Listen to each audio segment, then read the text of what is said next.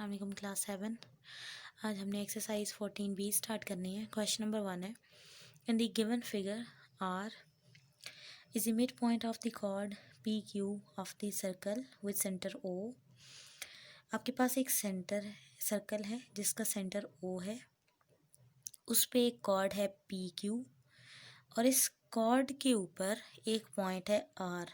यहाँ पे ये आर ऐसा पॉइंट है जो मिड पॉइंट है कॉर्ड पी क्यू का। आर ऐसा पॉइंट है जो इस पी क्यू कॉर्ड का मिड पॉइंट है, यानी सेंटर पॉइंट है। सेंटर पॉइंट होने की वजह से आपके पास ये वाला इसका हिस्सा और ये वाला हिस्सा बराबर हो गए, क्योंकि एक चीज़ यहाँ पी और क्यू है और सेंटर में उसके आर है। इट मीन्स ये वाला हिस्सा और ये वाला हिस्सा अपनी लेंथ में बराबर होगा। ठीक है, मिड पॉइंट का मतलब ये है कि अगर सेंटर में एक पॉइंट बना दिया गया है, इट मीन्स उस सेंटर पॉइंट से ऊपर और नीचे वाला हिस्सा बिल्कुल बराबर है। मिड पॉइंट का मतलब ये हुआ। ठीक हो गया।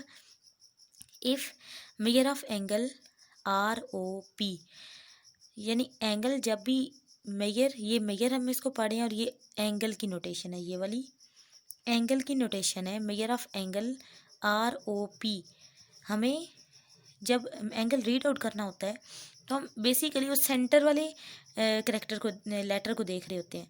ठीक है, यानी आर ओ पी की बात हो रही है, इट मीन्स ओ पे वो एंगल होगा, यानी आर ओ पी। इसका मतलब एंगल किसकी बात हो रही है, ओ पे मौजूद जो एंगल है, that is equal to 42 degree. Find the size of O P R, हमने ओ पी आर फाइंड करना है। इट मीन्स यानी बेसिकली पी पे जो एंगल है, इस पी पॉइंट पे जो एंगल है वो वाला हमने फाइंड करना है।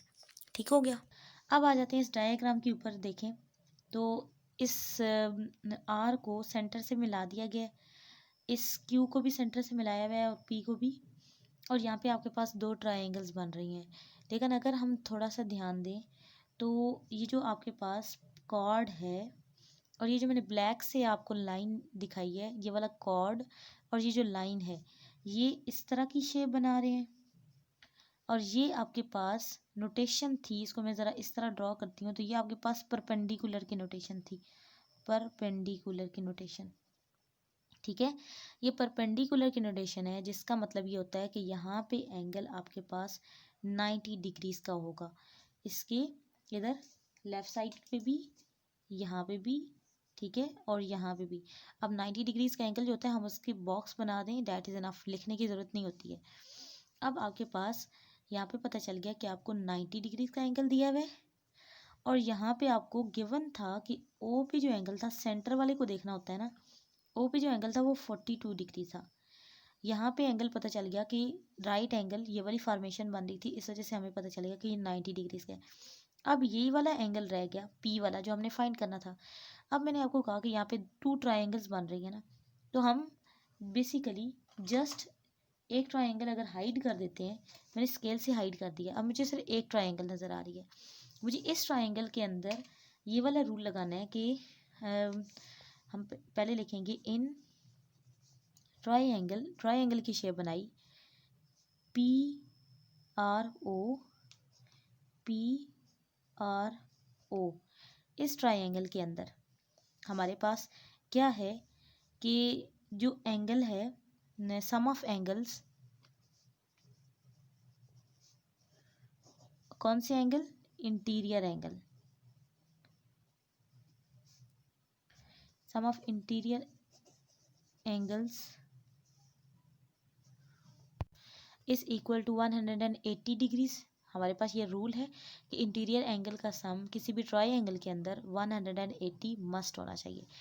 अब आपके पास यहाँ पे कौन कौन से एंगल आ रहे हैं, एक आपके पास एंगल वो है जो आपने फाइंड करना है, ओ पी आर, ये वाला एंगल आप लिखें, एंगल ओ पी आर, उसमें ऐड किया जाए एंगल जो आपको गिवन है R P O, R O P, angle R O P, यानी पी वाला एंगल और आर ओ वाला एंगल हमने दोनों कह दिए, क्योंकि इसके सेंटर में पी आ रहा था, ओ और आर साइड वाइज ले लिए, इसके सेंटर में ओ आ रहा था, साइड वाइज आर और पी ले लिए।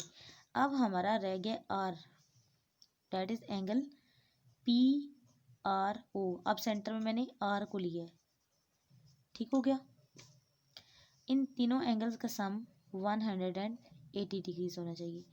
अब यहाँ पे हमें जो मालूम है एंगल, वो यहाँ पे आर पे आने वाला 90 डिग्रीज वाला, ओ पे आने वाला 42 डिग्रीज वाला, जबकि ओ पी आर तो हमने फाइंड करना था। ये इसी तरह रहेगा, इसकी जगह ओ वाला एंगल था 42 डिग्रीज वाला और आर पे एंगल हमने देखा कि वो राइट एंगल यहाँ पे आ रहा था, 90 डिग्रीज का एंगल आ रहा था। ये बॉक्स हमें बता रहे हैं, ठीक है। अब इन दोनों को ऐड किया, आपके पास O P R plus 132 degree, इन दोनों का सम आ गया इक्वल टू 180 डिग्री। अब ये 132 इक्वेशन की राइट साइड पे जाके हो जाएगा सब्ट्रैक्ट 180 डिग्रीज माइनस 132। अब सब्ट्रैक्ट करते हैं, सो फाइनली आपके पास 48 degrees angle O P R आपके पास आ गया, ठीक हो गया। That is the answer, is required angle.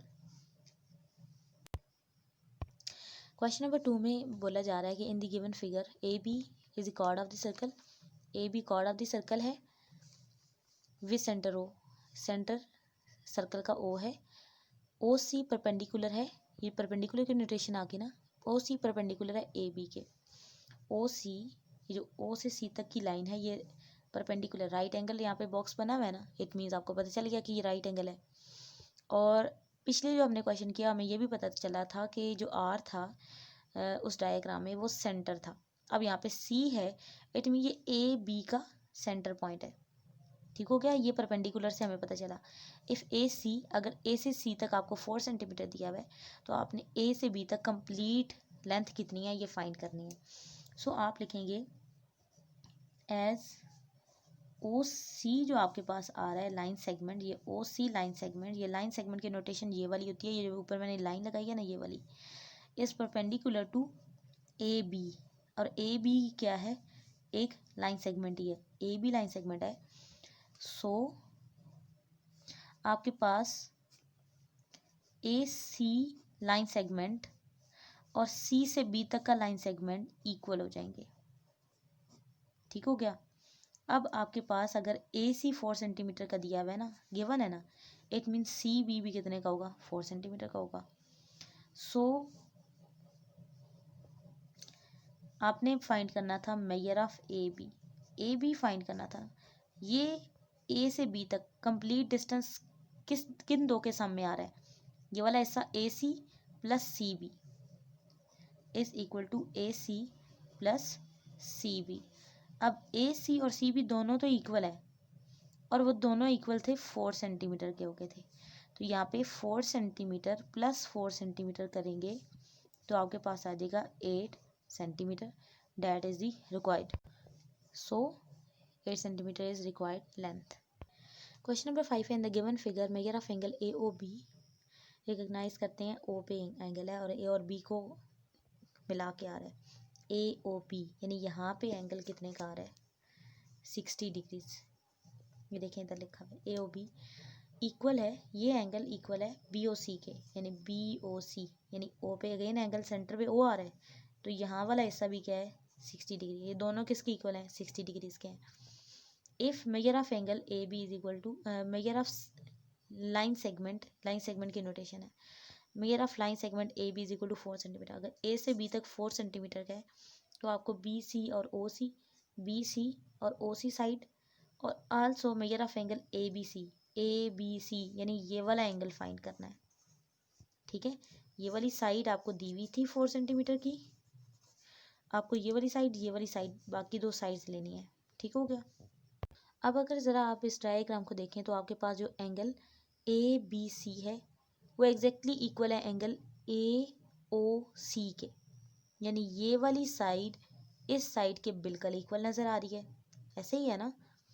It means हम लिखेंगे measure of angle A B C angle A O C angle के बिल्कुल बराबर आ रहा है, और इसकी ऊपर रीज़न पहले लिखेंगे फ्रॉम फिगर, ये हमें फिगर से नज़र आ रहा है, ठीक है। और major of angle A O सी बनाने के लिए दो एंगल थे ए ओ बी और बी ओ सी, ये एंगल इक्वल था measure of angle A O B जो आपको यहाँ पे गिवन है क्वेश्चन में, ये दो angle plus major of angle AOC BOC और ये दोनों चूँकि 60 के थे ना, इट मीन ये 60 डिग्री प्लस 60 डिग्री आएगा, that is equal to 120 degree, यानी measure of angle ABC 120 degree का आ गया। अब ज़रा डायग्राम से चेक करें, देखें 60 61 120 है ना, तो मैंने कहा कि ये ऑपोजिट एंगल बिल्कुल बराबर है, ठीक है।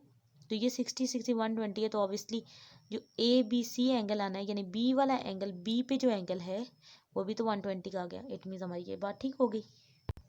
आल्सो जो आपके पास साइड्स आ रही हैं वो भी बिल्कुल इक्वल आ रही हैं। अगर आप लोग बुक की डायग्राम देखें तो एग्जैक्टली आप लोगों को क्लियर होगा, ये साइड ABBC और OC ये बिल्कुल बराबर है। तो आप लिखेंगे कि measure of line segment AB equal है measure of line segment BC that is equal to measure of line segment OC। ये तीनों आपके पास जो आपको इधर चाहिए थे, एक दिया हुआ था AB BC और OC, वही मैंने तीनों इक्वेट किए हैं। ये तीनों इक्वल हैं क्योंकि AB 4 सेंटीमीटर का गिवन है ना, तो बाकी दो भी क्या हैं, बाकी दोनों भी 4 सेंटीमीटर के हैं, ठीक है। इज रिक्वायर्ड, ठीक है। सो ये आपका क्वेश्चन था, ये आपके अच्छे से इनको करें। अगर कोई कन्फ्यूजन है तो मेरे से मस्त पूछें।